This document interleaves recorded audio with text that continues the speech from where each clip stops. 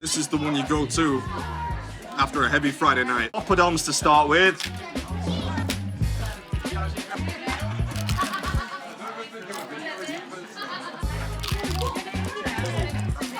Poppadoms is one of those things you kind of feel like you could eat forever, right? When you get them at the start of your meal, you think, maybe 5's enough, but let's get 8. And then once you're done with 8, you think, maybe I should have got 12.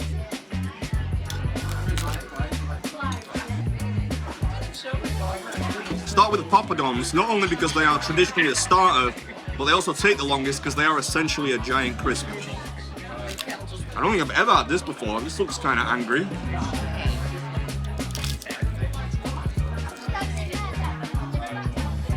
That's just like a raspberry coulis. Poppadom's done.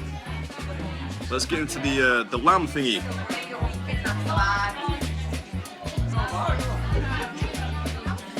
I always think these things look way worse than they actually taste.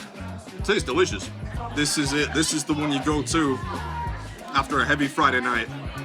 The bright red tandoori chicken. I'm not sure what this is. I think this is the Shahi Takra lamb strips.